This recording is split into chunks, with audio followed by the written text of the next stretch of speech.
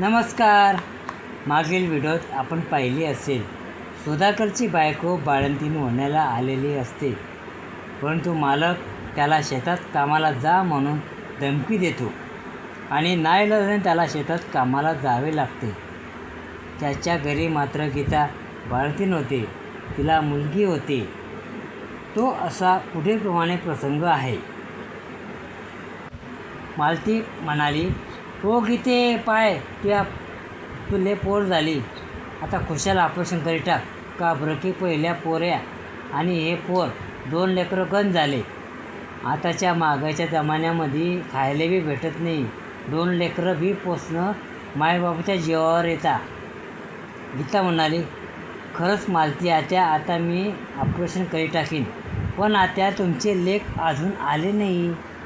मी ना त्याला वावरात जायचं नाही सांगलं होतं. बरं झालं आत्या, तुम्ही शेजारी होते म्हणून देवासारखे धाई आले, नाही तर माझे काय झालं असतं." मालती म्हणते, "ओ गीते, पाय त्या नवऱ्याला काय झालं, त्याला तर कसं मूर्देवानी आणि राहिले आहे."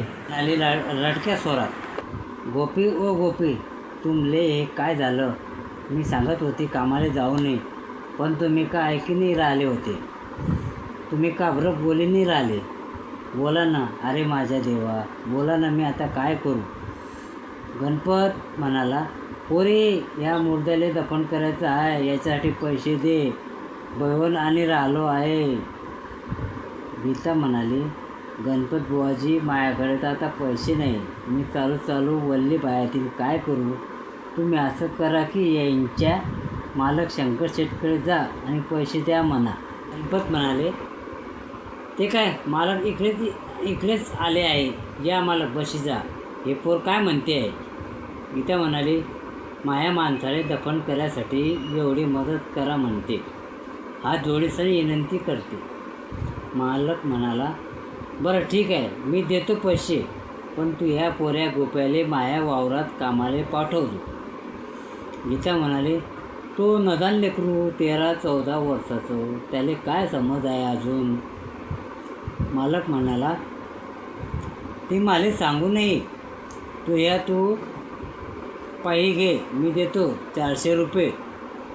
पहिले सुद्याने घेल होते 100, असे मिळून 500 रुपये तू ह्या पोऱ्या काम करीन आणि पैसे फेडीन. बोल, कबूल असेल तर हे घे रुपये." गीता म्हणाली, "द्या मग ना, आता माया पोऱ्याचं काही बी हो.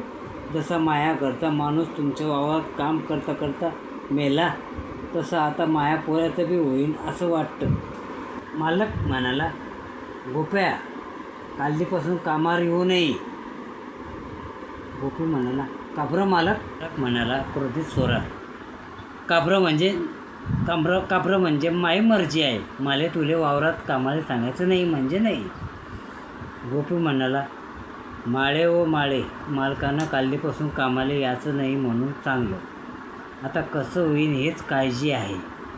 पाहू काय होतं काय नाही. कालदी यशा शेठ आणि बंडू शेठकडे कामाचं विचारायला जाईन बरं." गीता म्हणाली, "भाऊ, संध्याकाळची सांज बागेन, आपल्याला कालदी काहीच खायला नाही." गोपी म्हणाला, "पायी घेऊ व माळे." गीता म्हणाली, "काय झालं भाऊ?" गोपी म्हणाला, "काम तर कुठेच भेटत नाही व माळे. सगळीकडे विचारलं मी, काय करू मी?" गीता म्हणाली, "अरे भाऊ, आपले दिवस पडी जातील पार. उकळल्याची काया कवा ना कवा पालटते, जाऊ दे." गोपी म्हणाला, "पण मी एका ठिकाणी काम पायी आलो आहे. काम कठीण आहे. येर खंद्याचं काम आहे. पाचोऱ्याला जायचं आहे. 15-15 दिवसाने घरी येत जाईल. एअरवाल्याकडून ॲडव्हान्स आणला आहे. काही किराणा घिसून ये, मला सकाळी जायचं आहे." यापूर्वीचा व्हिडिओ आपण बघितला असेल. ज्यांनी नाही बघितला असेल त्यांनी नक्की बघा. तुम्हाला हे नाटक नक्की आवडेल अशी मी आशा बाळगतो आणि पुढच्या भागासाठी सबस्क्राईब करून ठेवा. आणि आपणास हा व्हिडिओ आवडला असेल तर लाईक, शेअर करा आणि कमेंट करा. धन्यवाद.